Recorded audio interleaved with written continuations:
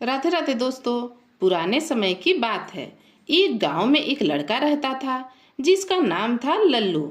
लल्लू बहुत सीधा साधा और भोला भाला लड़का था।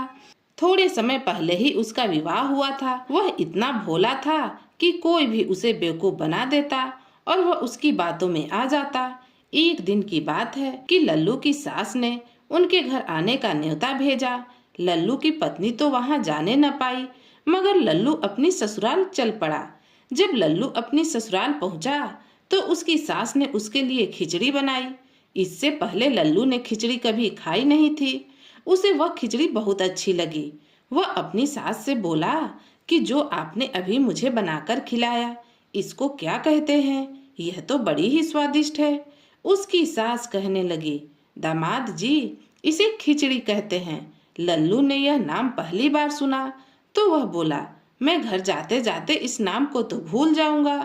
तब उसकी सास बोली, तुम रास्ते में बार बार यही बोलते जाना, खिचड़ी खिचड़ी, फिर घर जाकर बोल देना तो तुम्हें याद रहेगी।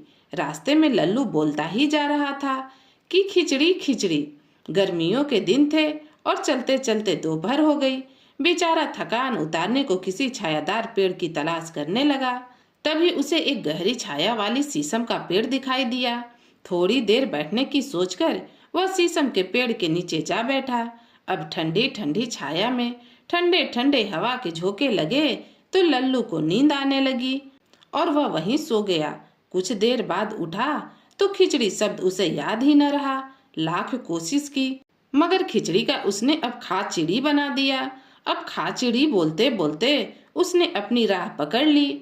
यह बोलते बोलते जब वह एक बाजरे के खेत के पास से गुजरा तो एक किसान अपने खेतों में से चिड़ियों को उड़ा रहा था। किसान ने जब उसके मुंह से खाचिड़ी सुना तो वह बोला, अरे कमबख्त, यह क्या बोलते जा रहे हो? खाचिड़ी खाचिड़ी बोलोगे तो सभी चिड़िया आकर मेरे खेत से दाना खा जाएंगी। मगर लल्लू ने उसकी बात को अनसुना कर दिया और उसकी तरफ एक बार देखा और फिर वही खाचिड़ी बोलता हुआ आगे चलने लगा। खेत का मालिक पहले से ही परेशान था। उसने डंडा उठाया और लल्लू को पीटना शुरू कर दिया। फिर उसने कहा, खाचिड़ी नहीं बोलना है, उड़ चिड़ी बोलो। लल्लू पर मार पड़ी तो बेचारा खाचिड़ी को भूल गया और खेत के मालिक ने जो उसे उड़ चिड़ी बोला वही बोलने लगा।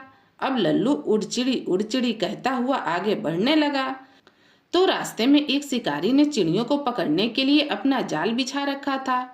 जब उसने सुना कि एक आदमी उड़ चिड़ी कहता हुआ आ रहा है तो उसे बड़ा गुस्सा आया, क्योंकि सुबह से दोपहर हो गई थी मगर उसके जाल में एक भी चिड़ी ना आई थी। इसलिए उसने डंडा उठाया और लल्लू की पिटाई शुरू कर दी। पागल हो गए हो क्या? उड़ चिड़ी कहोगे तो मेरे जाल में तो एक भी चिड़िया न फंसेगी। अब तुम यह कहो, फंसी जाओ।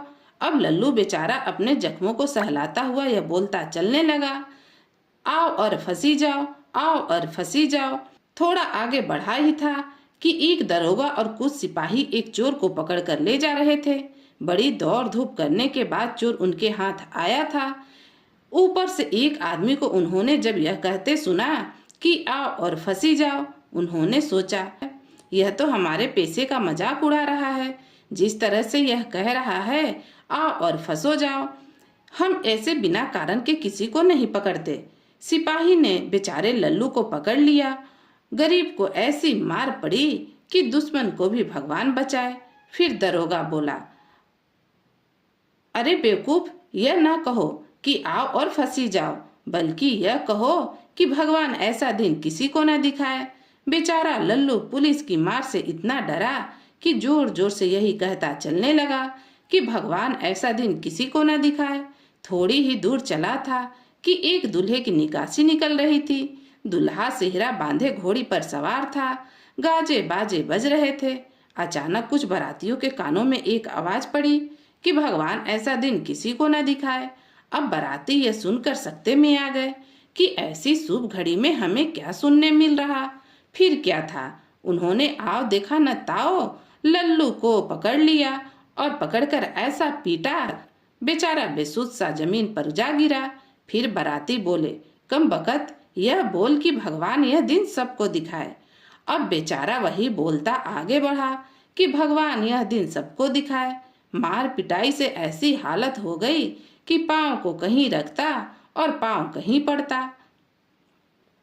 थोड़ी दूर ही चला था कि बेचारे की फूटी किस्मत आगे एक जनाजा चला जा रहा था। सफेद चादर में लिपटी लाश को अर्थी पर रखे लोग राम राम कहते जा रहे थे। इतने में लल्लू उनके पास से गुजरा और वो बोलता जा रहा था कि भगवान यह दिन सबको दिखाए। अब मरने वाले के जान पहचान वाले पहले ही दुखी थे, ऊपर से यह आदमी तसल्ली के दो शब्द बोलने की बजाय यह कहता जा रहा था कि भगवान यह दिन सबको दिखाए। उन्होंने अर्थी को जमीन पर रखा और लल्लू को पकड़ा।